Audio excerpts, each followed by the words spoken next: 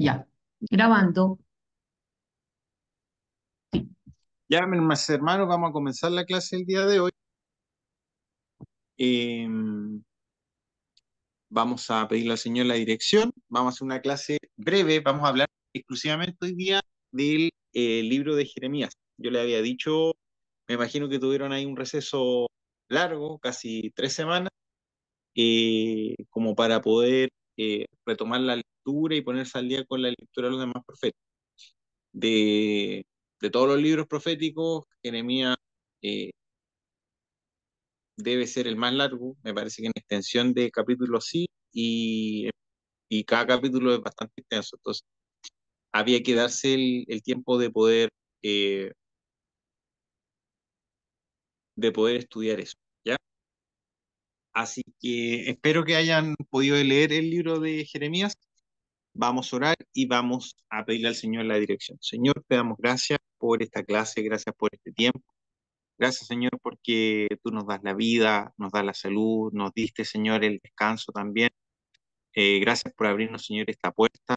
Tú eres quien tiene todos los recursos, por eso te pedimos, Señor, que eres tú quien gobierna todos nuestros pensamientos, todo lo que nosotros hacemos. Te pedimos que tu Espíritu Santo, Señor, nos dirija, ilumine nuestras mentes, que traiga un mensaje vivo, un mensaje que impacte en nuestros corazones. No permita, Señor, que nunca nosotros dejemos de conmovernos por el mensaje de tu palabra. Bendice, Señor, a mis hermanos. Muchos vienen de sus jornadas laborales, de semanas quizás donde han estado más cansados. Yo te pido que les renueve las fuerzas, que este tiempo puedan estar al 100 aquí, porque yo sé, Señor, que dedicar tiempo a tu palabra siempre va a ser de provecho para nuestras vidas. Tu palabra es luz, es descanso, fortalece nuestra fe. Te pedimos, Padre, que todo lo que hagamos, desde principio a fin, sea dirigido por tu Espíritu Santo. Gracias te damos, Señor, en el nombre de Jesús. Amén. Amén. Bueno, mis hermanos, todavía no puedo compartir la pantalla, pero vamos a hablar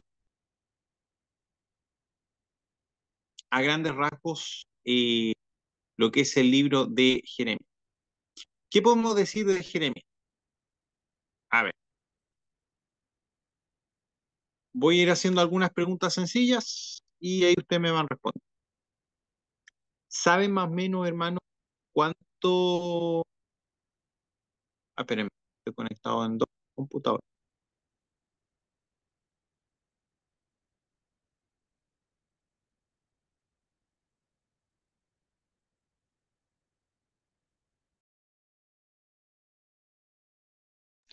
No, Hola. Perdón. ¿Aló? ¿Ahí sí me escuchan? Escuchamos hasta la imagen toda celeste, no sale tu imagen. Espérenme. Ahí sí. Ahí sí. Ya. Me voy a conectar de acá. Bueno, ¿qué podemos decir entonces de Jeremías? Jeremías fue un profeta del cual podemos decir que tuvo uno de los periodos más largos en los cuales profetizó, si lo comparamos con otros profetas. Por ejemplo, Jeremías predicó por más de 40 años. Más de 40 años estuvo predicando el mensaje del Señor. Fue llamado a una temprana edad cuando él era joven. No sé si ustedes recuerdan cuál fue la excusa que presentó Jeremías cuando el Señor lo llamó. era un niño. Era un niño, decía.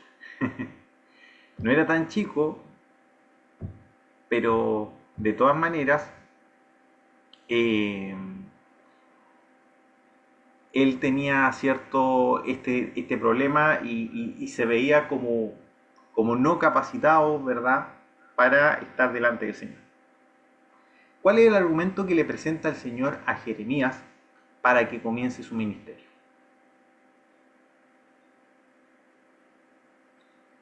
¿Qué le dice el Señor a Jeremías? ¿El ministerio lo eligió Jeremías? ¿Jeremías eligió el mensaje que tenía que entregar?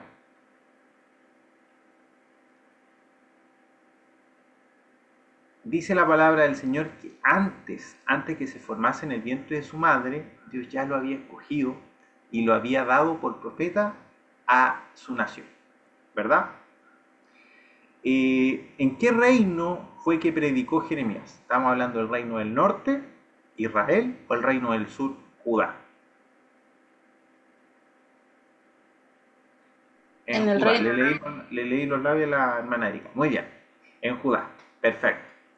Entonces el Señor lo llamó a Jeremías a predicar en el reino del sur.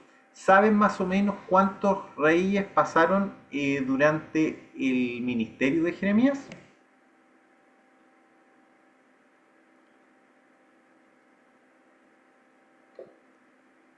Mira, esto es importante. Jeremías comenzó su ministerio siendo el rey de Judá, Josías. ¿Ya? Después de Josías vinieron 4 reyes más. ¿Y qué podemos decir de Josías? Josías, no sé si ustedes lo pudieron ver así como en detalle, ¿fue un buen o fue un mal rey? ¿Qué podemos decir de Josías?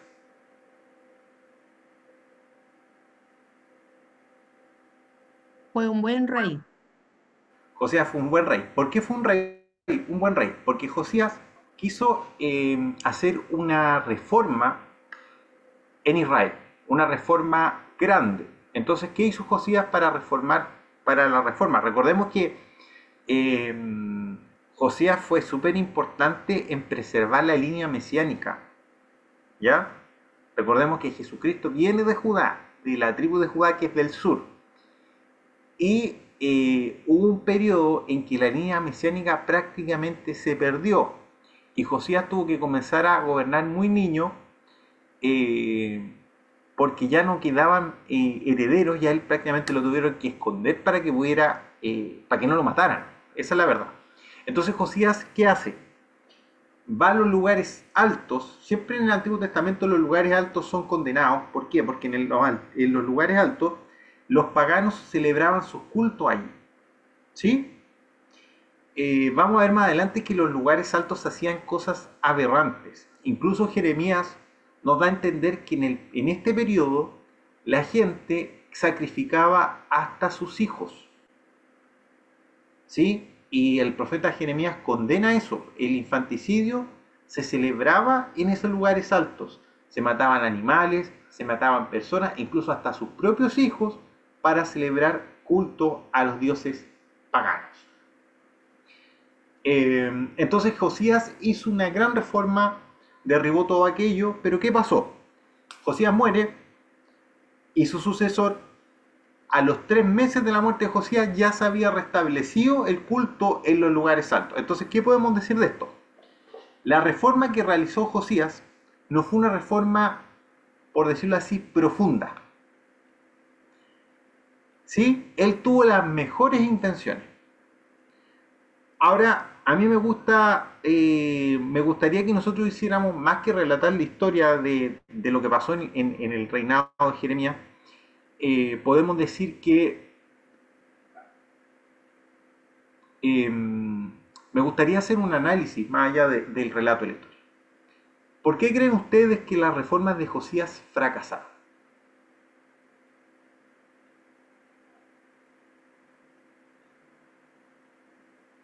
¿Cuál fue el problema?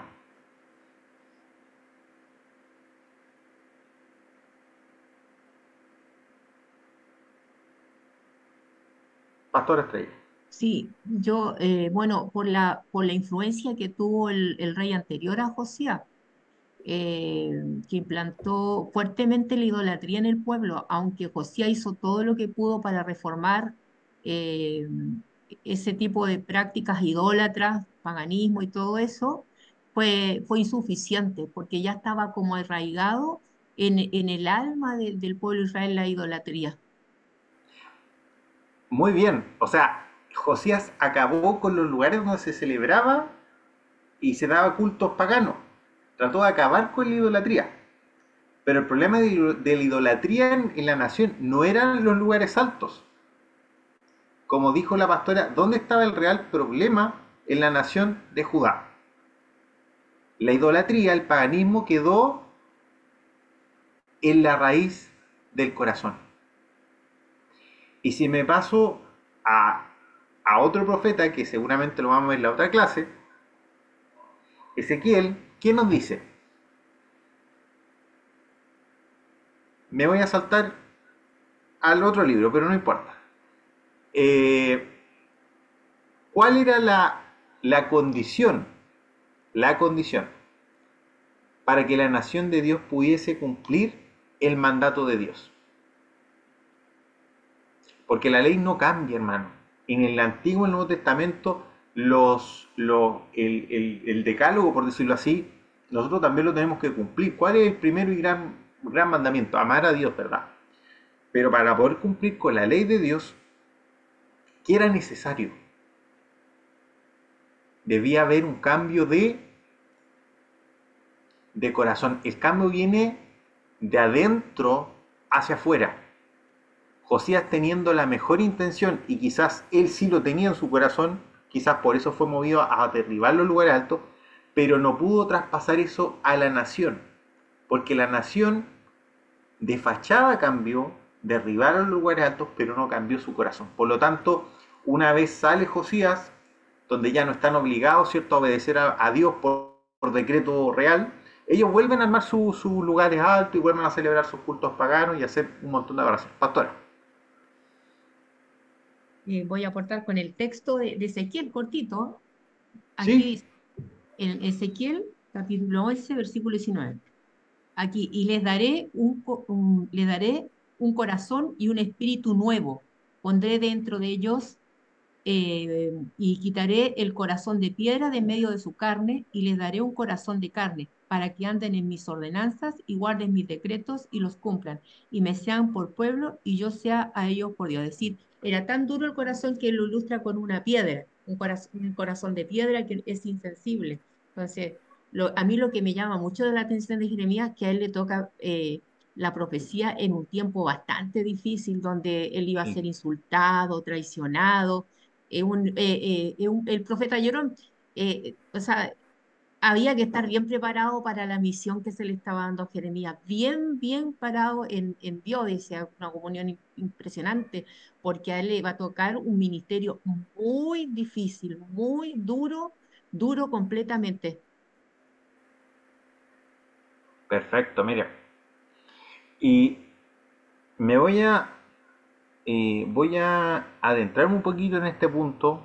Quizá usted piense que me voy a poner medio disperso, pero creo que es súper importante esto. Porque estudiando Jeremías, como que llegué a varios estudios y hay algo que me llegó muy en el corazón. Eh, Estuve estudiando acerca de lo que es el legalismo, ¿sí? Y lo que es el antinomianismo o lo que nosotros podríamos llamar como el libertinaje. ¿Ya? Entonces, generalmente dicen que la gente tiene dos extremos, los cristianos.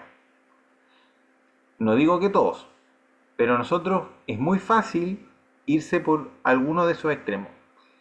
El legalismo nos dice que yo, para agradarle al Señor, tengo que hacer algo. En el fondo, mi salvación yo me la estoy ganando por lo que yo hago o por lo que yo dejo de hacer.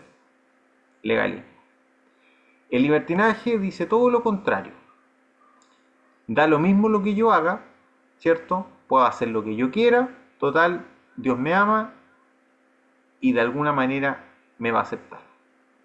Pero saben que ambas corrientes tienen la misma raíz, nacen del mismo vientre. Y uno puede decir, pero ¿cómo puede ser esto posible si son opuestas? No, vienen de la misma raíz. ¿Ustedes recuerdan el jardín del Edén cuando el diablo sedujo a Eva? ¿Qué le dijo a Eva? Con que Dios te dijo que si comías de este fruto tú ibas a morir. Pero eso no es así. Porque en realidad, si tú comes del fruto, vas a ser como Dios. Ya. ¿Qué hizo el diablo en el corazón de Eva? Yo les digo, miren, el hombre tenía el jardín del Edén completo. De todos los árboles, de todos los frutos, de todo lo que había en el jardín del Edén, ellos podían, ¿cierto?, enseñorearse, como dice la Biblia, o ocuparlo o disfrutarlo. De todos. ¿De cuántos árboles el Señor los privó a ellos? De un solo árbol. ¿Sí? ¿Estaba siendo Dios extremadamente severo con esa petición?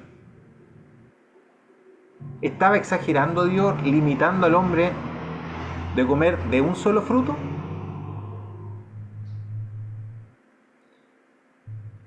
¿Por qué Dios le entregó ese mandato a Adán, que no comiera de ese árbol? ¿Qué le estaba diciendo al Señor? Si tú comes de ese árbol, tú vas a morir. Entonces yo le digo a usted y le pregunto a usted,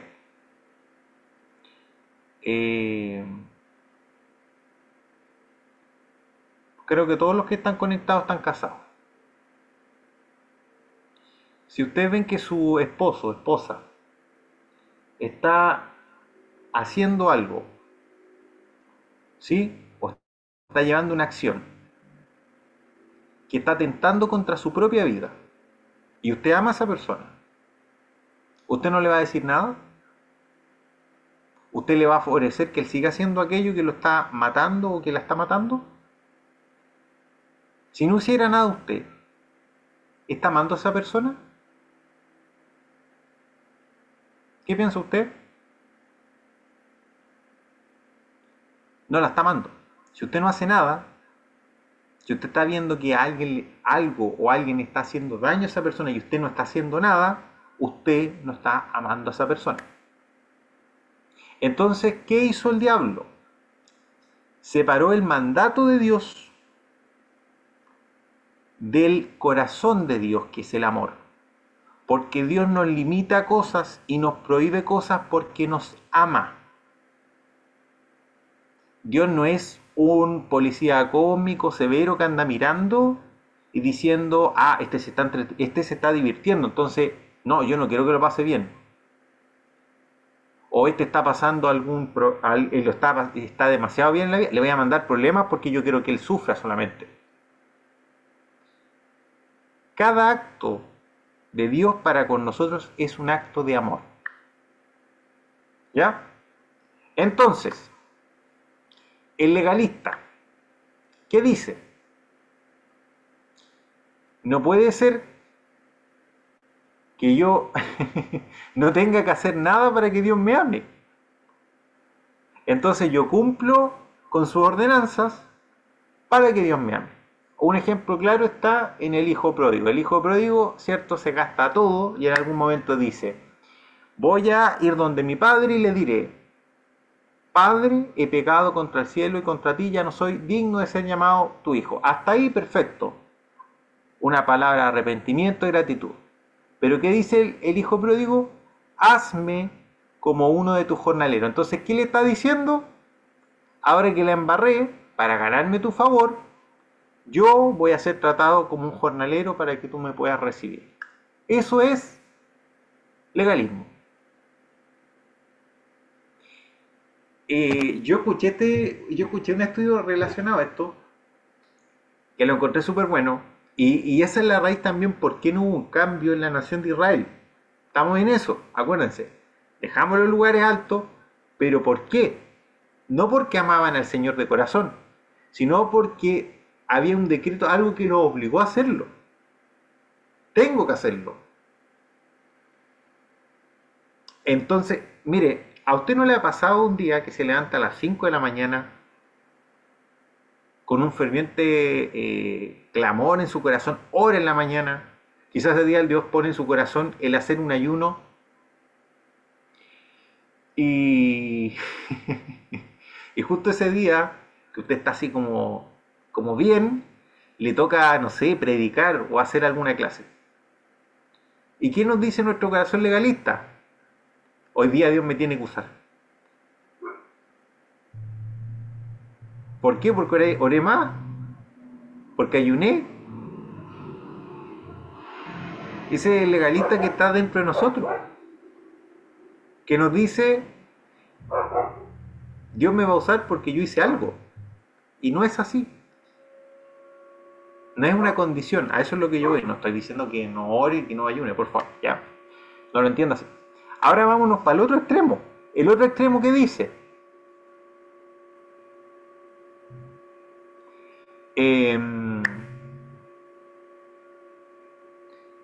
Dios no puede ser, o Dios no puede amarme de esa manera. Porque si Dios me ama, Dios me va a aceptar como yo soy. O si Dios me ama, Dios me va a dejar hacer lo que yo quiero. Ese es el libertinaje. También separan el mandato de Dios del amor de Dios. No entienden que las restricciones que Dios nos pone son por amor. Entonces, ni el legalista, ni el que se va al otro extremo entienden lo que es el amor de Dios. Y la nación de Judá eso nunca lo entendió. Por lo tanto, Dios le entrega un mensaje a Jeremías. Ahora sí retomamos lo que es Jeremías. Un mensaje que es súper duro. ¿Cuál fue el mensaje que Dios le entregó a Jeremías? Primero vienen advertencias. Que no hagan nexos con naciones extranjeras. Que no busquen ayuda en Asiria. Que no busquen ayuda en Egipto. Porque recordemos que en esos tiempos se había levantado un imperio poderoso, que era Babilonia, y Babilonia venía a la conquista. Babilonia tenía carros, tenía ejércitos, tenía recursos, era una cosa, una potencia como nunca antes se había visto. Uno de los grandes imperios del tiempo antiguo, Babilonia, ¿cierto? Por lo tanto, no había, ¿cierto?, de dónde escapar. Y lamentablemente, como dijimos, Dios levanta pueblos, baja otras naciones, y Dios había decidido que la arma que Dios iba a usar para corregir y cambiar el corazón de su nación, ¿sí?, iba a ser Babilonia. Pastor Estrella está levantando la mano. Sí, yo estaba leyendo igual los profetas, y hay algo que a Dios le molestaba bastante, era de lo que estabas hablando, de que ellos no buscaran la ayuda en Dios primeramente como primer recurso. No había un segundo recurso de ir a buscar ayuda a Siria o a esas potencias para librarlo de alguien que los iba a atacar. Entonces, si hay algo que le molestaba a Dios, es que no confiaran en Él como su gran general, alguien que podía liberarles de cualquier potencia. Y ahí estaban los errores, hasta de algunos reyes que fueron buenos, de buscar ayuda en esas naciones. Por eso que hay un salmo que dice, unos confían en caballos, otros jinetes, en carrozas, pero nosotros confiamos en Jehová. Dice que los que confían en Jehová se mantendrán en pie, y los que confían en el carro o en otras cosas, ellos caerán. Entonces, hay algo que le molestaba a Dios, era eso también, de que aparte de que ellos buscaran ayuda en otras naciones paganas para poder salir de alguna aflicción. Y lo podemos tomar también del lado positivo, que a Dios le encanta que nosotros dependamos de Él. Dios le encanta, por eso le dice la palabra, clama a mí, que yo te responderé. Dios quiere que nosotros busquemos en Él los recursos, que nuestro contentamiento, que nuestra paz, están las perras aullando, ya, que nuestro contentamiento, que nuestra paz, que nuestro recurso, nuestro único y gran recurso sea Él. Lamentablemente, y yo lo digo personalmente, muchas veces hemos hecho de Dios nuestro último recurso, cuando ya las fuerzas no nos quedan, cuando ya se nos acabó la plata, cuando quizás la salud nos acompaña, ahí recién nos acordamos del Señor. O cuántos de nosotros buscamos el descanso no en los asirios ni en Egipto, pero pensamos que con un buen préstamo en el banco se nos van a arreglar los problemas, o con la ayuda de un familiar, o con un trabajo nuevo, y decimos que eso va a cambiar nuestra realidad, y la verdad es que lo único que nos puede mantener en pie y preservar nuestra alma es Dios. No hay otro, no hay otro recurso. Él es nuestro único y gran recurso. Y la nación de Judá, obviamente, si no conocía a Dios, si no lo amaba de corazón, ¿cómo tú vas a confiar en alguien que no conoces? ¿Cómo tú vas a confiar en alguien que no amas? Por lo tanto, no veían a Dios como la esperanza viva que es. Entonces ellos buscaron ayuda en Babilonia, en Asiria, perdón, en Egipto. Y lamentablemente se les fueron desmoronando todos esos planes.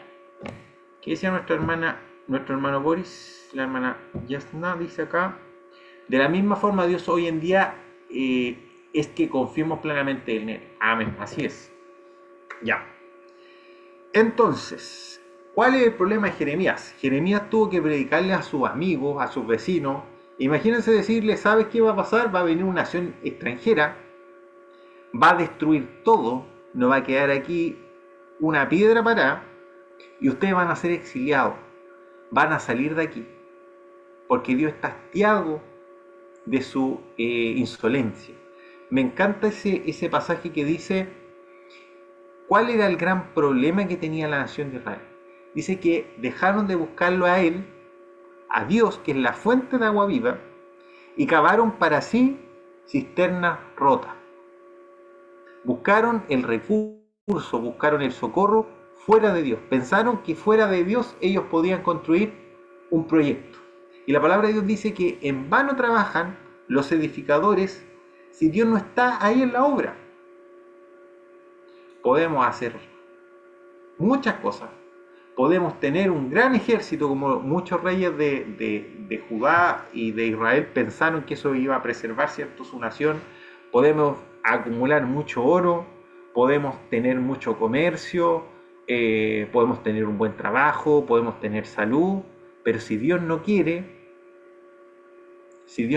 que eso prospere, no va a prosperar.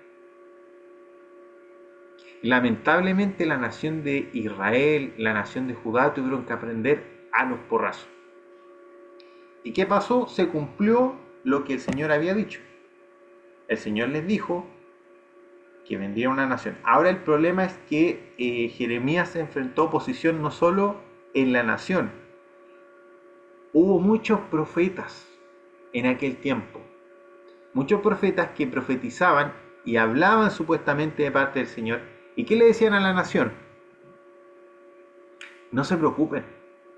Ustedes son la nación de Dios. Viene un ejército, pero Dios va a destruir a sus enemigos. Dios está contento con ustedes. Sigan así porque yo estoy con ustedes. Y Jeremías era el único que seguía la otra corriente. Le estaba diciendo la cruda realidad. No era fácil. No era fácil llegar y decirles, ¿verdad? Pero lo tuvo que hacer Jeremías y fue algo súper duro. Algo súper duro. ¿Ya? Vamos a ir entonces. Me demoré harto en la presentación.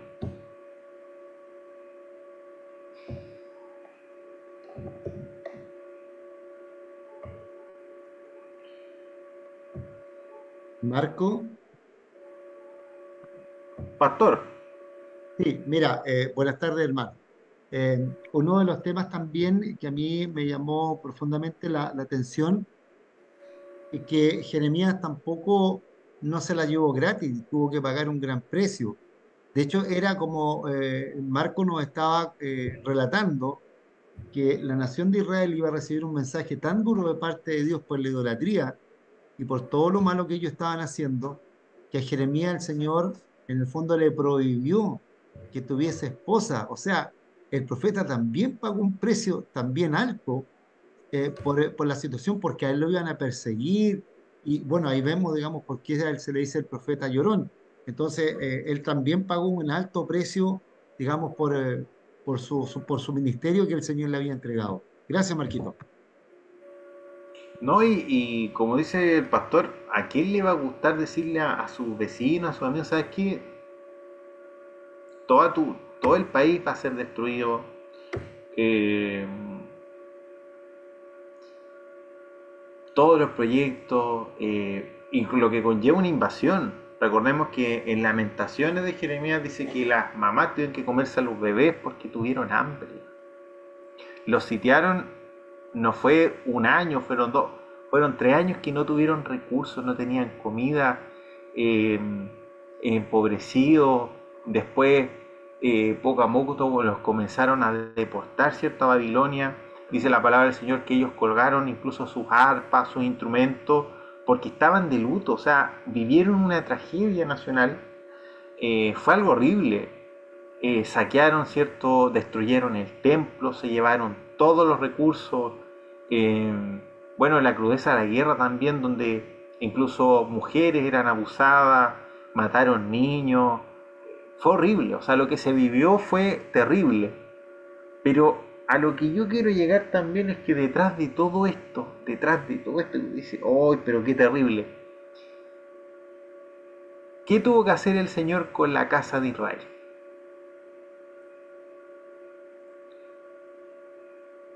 Dice que el profeta tuvo que ir a la casa del alfarero. Y el alfarero estaba trabajando una vasija de barro. La vasija no estaba muy bonita, no estaba cumpliendo su función y él la tuvo que destruir, pero para hacer una vasija nueva. Entonces era necesario, en un acto de amor, que ahí a uno le cuesta entender y ver las cosas desde la perspectiva del Señor, le cuesta entender cómo Dios permite estas cosas, pero detrás de todo aquello, de toda esa tragedia, está el amor de Dios, está la promesa del Señor, porque Dios no iba a permitir que la tribu de Judá fuese destruida, y fueron enviados a exilio 70 años a Babilonia, pero después volvieron, ¿sí?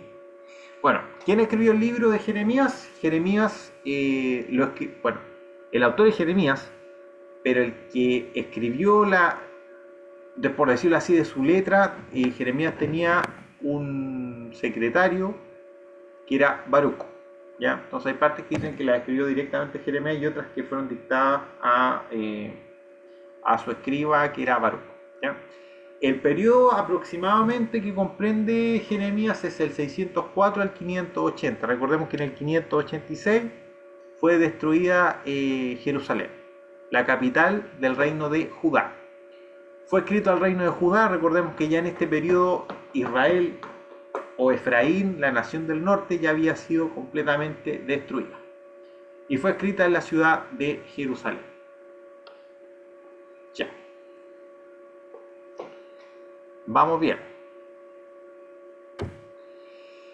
¿Cuáles son los temas principales de Jeremías? Siempre, fíjense ustedes que en los libros de los profetas siempre hay un llamado al arrepentimiento.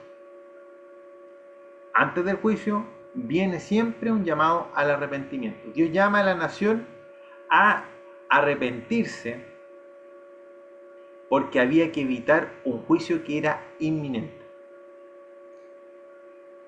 Y Dios le mostró a Jeremías en los primeros capítulos que el juicio de Dios venía desde el norte. Una nación del norte venía a ejecutar ese juicio de parte del Señor. Y finalmente, cuando no hay arrepentimiento, viene el juicio de Dios. Dios nos puede amar, ¿cierto? Dios puede ser rico en misericordia, pero nunca el amor de Dios se va a sobreponer a la justicia de Dios. Dios siempre va a ser justo.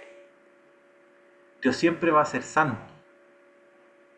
Por lo tanto, debía haber un juicio a la nación porque no cumplieron el pacto que Dios le había dado. Finalmente, y esto es lo más maravilloso, que después de una tremenda matanza que hubo, una tremenda tragedia que vivieron, el mismo Jeremías después nos da un mensaje de esperanza. De eso vamos a hablar un poquito más del capítulo 30 de Jeremías. Una tremenda esperanza. Y recordemos que Jeremías cuando ya tiene que salir, porque dicen que Jeremías los últimos años de su vida los vivió en Egipto. ¿Ya? Eso no está escrito en la Biblia, pero según algunos historiadores, perdón, de la época, dicen que Jeremías terminó su vida viviendo en Egipto, donde algunos también fueron llevados o se fueron ahí cuando ya no había nada que hacer en Jerusalén. Pero él, antes de irse, compra una heredad.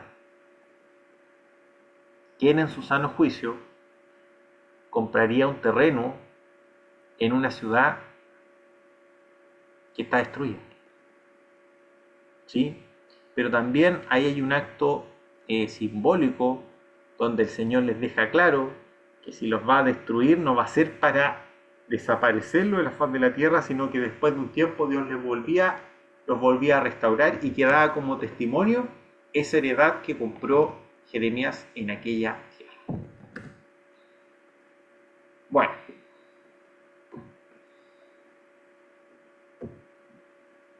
¿qué podemos decir de la situación personal que vivió Jeremías con el mensaje? ¿Cómo lo vivió él?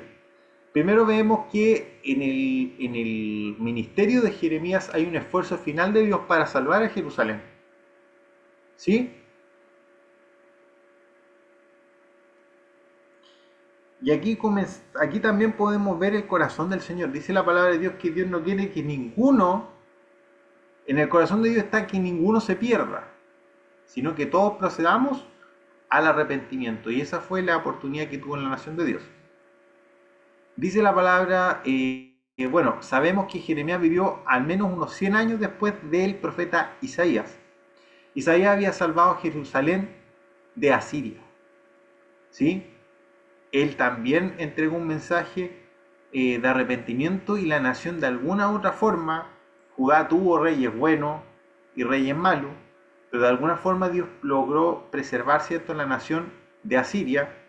Pero luego vino Babilonia, y de Babilonia ya no hubo pie atrás. Jeremías quiso salvar, ¿cierto?, de Babilonia a Jerusalén, pero no pudo. Jeremías fue llamado al oficio profético aproximadamente en el 626 a.C. Jerusalén fue destruida en el 606 parcialmente, y sabemos que en el 586 ya la ciudad, los muros, sus puertas fueron quemadas y los muros fueron totalmente destruidos, y la nación y la ciudad de Jerusalén fue totalmente desolada. ¿Sí? Bueno,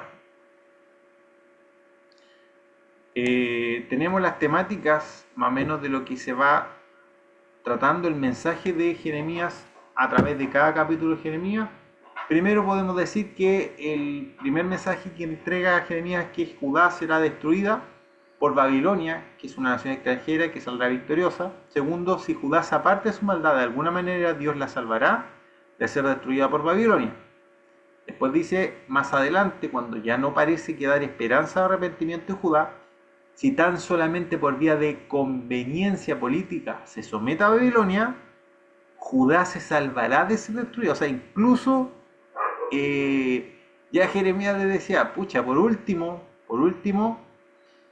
sométanse, porque hubo un periodo, un proceso que Babilonia no quería destruir Judá, pero ellos mismos se rebelaron, ¿cierto? No quisieron pagar tributo a Babilonia y opusieron resistencia. Por eso el último rey de Judá fue tratado de la manera que fue tratado, o sea, se le sacaron a él los ojos, ¿verdad? Fue llevado ciego allá a Babilonia, y adelante de él le mataron a todos los hijos, porque fue un rey rebelde contra Babilonia. Le mintió a Babilonia, le dijo, no, si nosotros te vamos a pagar tributo, nos vamos a someter, pero no nos destruya. Pero finalmente se trataron de rebelar de todas maneras, y por eso él tuvo esa retribución. Pastora.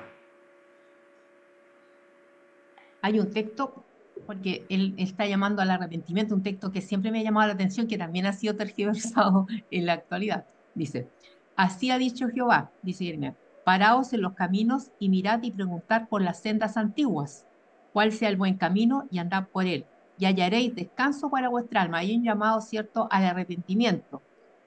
Pero ellos, el corazón de ellos estaba tan duro que ellos Andremos. respondieron lo siguiente, no andaremos. Y hay otra que habla de las cisternas rotas. Este pueblo de labios me honra, más su corazón está lejos de mí. O sea, y lo otra lucha que tuvo Jeremías con los falsos profetas, porque él tenía que predicar una palabra que no iba a ser del gusto del pueblo, pero habían falsos profetas que descartaban las profecías de Jeremías. O sea, él tenía por todos lados enemigos de estos falsos profetas, hasta la familia lo traicionó, no pudo casarse ni tener hijos porque él iba a sufrir mucho. Así que es un tremendo desafío que él tuvo en su ministerio. Pero el pueblo está muy rebelde y no quisieron escuchar, porque después uno dice, cuando uno lee Lamentaciones, que las madres se comieron los hijos, que las mujeres fueron violadas, que bueno, el rey fue llevado ciego, uno dice, escucha, Jehová, Dios, ¿cómo puede hacer eso? Pero que aquí está hablando a través del profeta y hace ese llamado y hay una promesa de restauración, pero ellos no quisieron escuchar a Dios.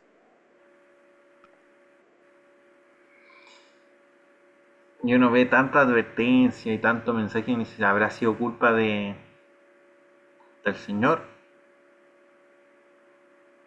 Y el mismo Jesucristo le dijo, o sea, ¿cuántos profetas fueron enviados a usted y ustedes los mataron? Los mataron, no los quisieron escuchar.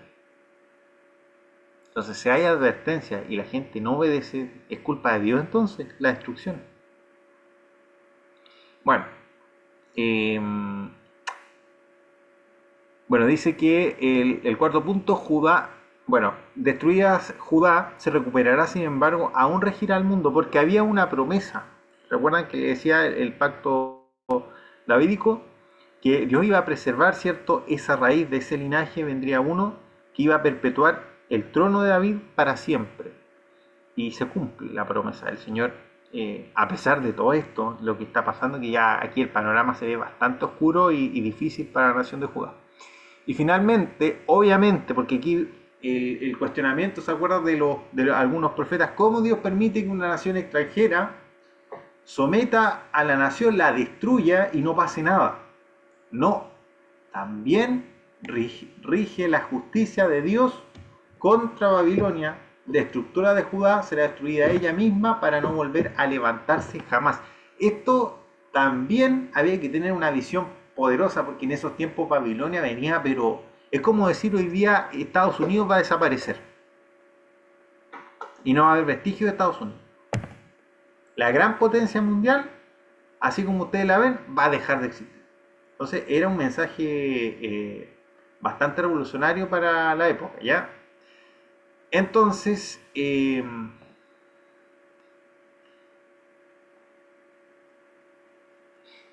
así fue, así pasó con Babilonia. Recordemos que después de esto, la nación de Judá son todos exiliados, se van a Babilonia, están 70 años, y el rey que da el edicto para que los exiliados vuelvan, ¿cierto?, a su tierra, no es un rey babilonio, es un rey persa.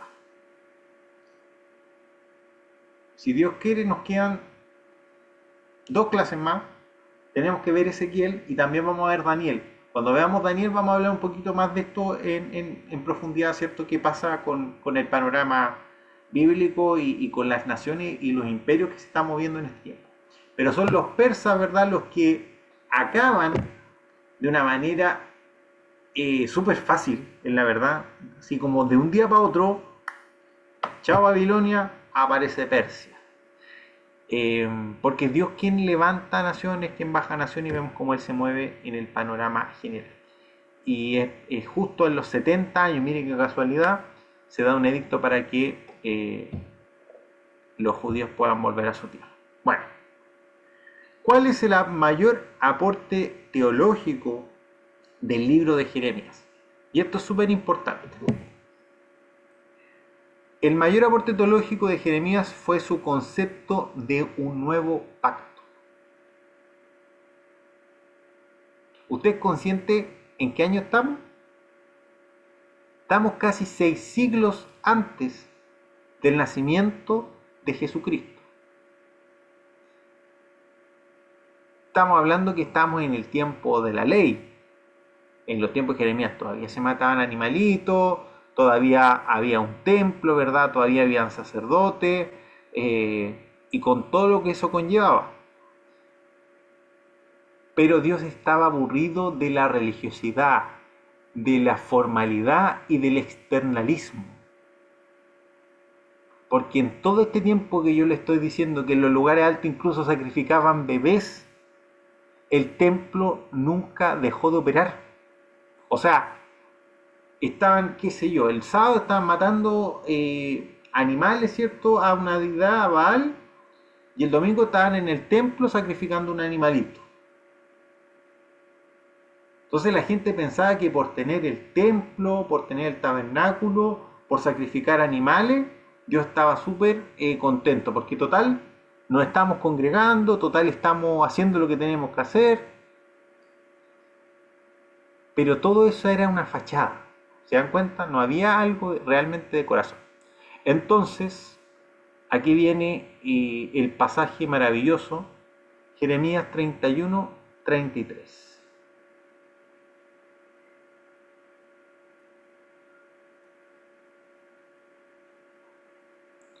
Yo se lo puedo cantar porque me lo sé por la alabanza esa que cantaba mi abuela.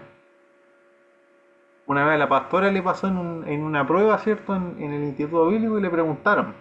Y no, o sea, se acordó por la alabanza, la cita. Dice Dios en Jeremías 31, 33. Y aquí vienen los días en que el nuevo pacto haré. Yo escribiré mis leyes, pero ya las leyes no las voy a escribir en piedras, como lo hice en el antiguo pacto con Moisés. Voy a escribir las leyes en su mente, en su corazón. Ellos me serán por pueblo y yo les seré por Dios. Era necesario entonces un nuevo pacto entre Dios y su pueblo, porque este último había violado, ¿cierto?, el anterior. Se necesitaba un pacto nuevo, un pacto de gracia y perdón escrito en el corazón humano, más que un pacto legal grabado en piedra.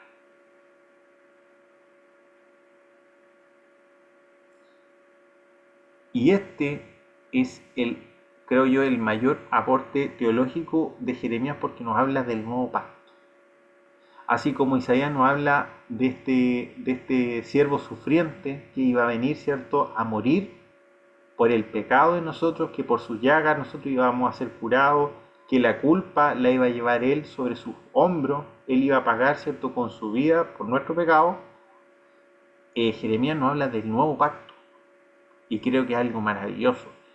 Y en el tiempo además que viene esto, ahí es cuando uno dice la palabra de Dios, un verdadero refrigerio, que es impresionante y es imposible, hermano, perder la esperanza si nosotros nos centramos en el mensaje de la palabra del Señor. Pueden venir tiempos muy adversos, muy difíciles, pero siempre va a haber una palabra que nos va a fortalecer en circunstancias súper adversas. Y qué increíble como Dios, a pesar de estar ejecutando, ¿cierto?, su justicia sobre su pueblo, no deja de darle una palabra de aliento y esperanza. Yo voy a escribir un nuevo pacto, ellos me serán por pueblo y yo les voy a hacer por Dios. Esa es la gracia y esa es la misericordia de Dios, el amor de Dios que no tiene comprensión, que no tiene límites, la gracia de Dios que es inagotable, porque cualquiera, le digo, cualquiera se aburriría de nosotros. Pero qué bueno que Dios es rico en misericordia, es rico en gracia, en amor, para amarnos a pesar de cómo nosotros somos. Bueno, eso sería más o menos lo que vamos a alcanzar a ver del profeta Jeremías. No quiero hacer la clase muy larga porque igual entiendo que es día viernes, deben estar todos medios cansados. El lunes vamos a ver Ezequiel y probablemente veamos un poquito de Daniel, ¿ya? Y voy a ver si podemos alcanzar a ver algún profeta menor de los que nos quedaron pendientes, pero lo más probable es que terminemos en 2 clases más, ¿ya? Así que eso, hermanos, estén leyendo los profetas, no sé si han podido seguir el plan de estudio que se les envió, pero en el tiempo libre que ustedes tengan, hoy día está la Biblia en audio. eh, yo no suelo hacer esto, pero incluso en YouTube hay una película de Jeremías que es bastante buena, que yo la vi alguna vez. Obviamente le meten su toque cinematográfico, pero tiene hartos puntos que me parecen bastante interesantes y muestran un poco la realidad, grafican la realidad del profeta. Que, mire que injusto, a ver, algunos podrán decir que es súper mal pagado el ministerio de Jeremías porque él lo dejó todo por el Señor. ¿Y cómo terminó su ministerio? Metido en una cisterna, ¿sí? Con mugre aquí hasta acá, casi ahogándose. Lo metían preso, se reían de él. Incluso él mismo le dijo al Señor en algún momento: Señor, ya no quiero hablar más si la gente no me va a escuchar. Pero dice la palabra de Dios que en el corazón de Jeremías había como un fuego que fue mayor que él, y le dice al Señor: me sedujiste, Señor, y yo me dejé seducir. Me pareció mucho mejor una traducción que más que el tema solo de la emoción, dice: me persuadiste, Señor, me llevaste a hacer tu voluntad, lo que tú querías hacer, y yo me dejé llevar por esa voluntad. Así que, bueno, que Dios les bendiga, hermano. Para mí igual es una tremenda lección de vida. A veces uno se queja y dice: oh, Señor, ¿valdrá la pena sacrificar tanto? Y uno mira a Jeremías que sacrificó tanto. Uno no ha hecho nada por el Señor, la verdad. Uno no ha sacrificado nada. Él de verdad que lo entregó todo. Y era un ser humano como usted y como yo. Corría sangre por sus venas, perdón. Se cansaba, tenía momentos de debilidad, de flaqueza, y le dice al Señor en algún momento que ni siquiera dijo, ni siquiera quería vivir. Llegó a ese punto, entonces, pero el Señor ahí lo levantó y lo fortaleció. Ya. Ya, hermano, vamos a orar. Pastora, ¿quiere decir algunas palabras? Que la veo levantar el dedito.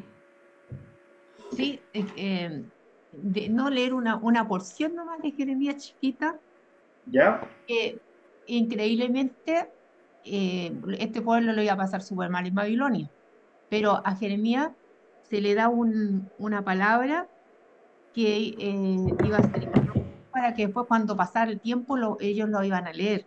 Y dice así: porque yo sé los pensamientos que tengo acerca de vosotros, dice Jehová, pensamientos de paz y no de mal, para daros el fin que esperáis. Entonces me invocaréis y vendréis y oraréis a mí, y yo os oiré, y me buscaréis y me hallaréis, porque me buscaréis de todo vuestro corazón, y seré hallado por vosotros, dice Jehová, y haré volver vuestra cautividad, y os reuniré de todas las naciones y de todos los lugares a donde los arrojé, dice Jehová, y os haré volver. Y le da el tiempo, pues 70 años iban a estar en Babilonia, pero después de toda esa prueba de fuego, la actitud de ellos, aquellos que dijeron: no andaremos, no iremos, y que vivían en esa rebeldía, ya después de esos 70 años que iban a pasar en Babilonia, su corazón iba a estar diferente. Es decir, era un fuego purificador ir a Babilonia. Exacto. Dios los iba a tratar ahí para que dejara la rebeldía, la idolatría, todas aquellas cosas, y después de ese tiempo iban a venir con un corazón rendido a Dios. Y los persas, porque Isaías profetizó que Ciro, que Isaías lo dijo, es como 150 años, que Ciro iba a ser el ungido de Jehová, que iba a ser el rey persa, que iba a ordenar la vuelta de Babilonia a Judá. Es increíble cómo son las profecías bíblicas tan exactas, porque son años que pasan entre una profecía o un profeta y otro, y después con el tiempo nosotros podemos ver cómo se cumple. Imagínate tú que Isaías murió ahí, pues, cuando ya el pueblo estaba en cautiverio, vio, lamentó, lloró la situación en la que llegaron, pero él no vio lo que iba a pasar La después, el restauración. tiempo de la restauración. Él murió, quizás, no sé, no puedo yo, pero quizás fracasé, no sé. porque él no vio eso, porque fue una profecía que él dijo que no vio, que no la vio cumplida, pero se Eh, cumplió. a veces nosotros, también eso es súper importante y creo que nos Sí. sirve mucho ejemplo los profetas. De repente centramos tanto el ministerio en nosotros y somos Mm, tan buenos para ponernos nosotros en el centro de todo, claro, eh, pero el ministerio y el propósito de Dios es superior a nosotros mismos, porque un mensaje de Dios a través de nosotros, que somos un mero instrumento, y puede punto. tener una Sí, repercusión e ujú, incluso puede trascender después de nuestra vida. Lo que pasó con Jeremías. Jeremías no vio cumplido su profecía. Quizás no la vivió, no la disfrutó, quizás para él hubiese sido hermoso. Lo que pasó con Moisés, que Moisés se quedó mirando la tierra prometida, ¿sí? Pero que él que no haya entrado o que haya entrado, da lo mismo, porque el plan de Dios siguió su curso. Que Jeremías no haya visto la promesa cumplida, da lo mismo, porque la promesa se cumplió. Entonces, a veces, y es verdad, el propósito de Dios y el ministerio que Dios nos da es superior a nosotros. Porque estemos nosotros o no estemos, esto va a seguir. Somos una pequeña pieza en un gran engranaje, así es. Y gracias a Dios somos tomados en cuenta para ser parte de esto.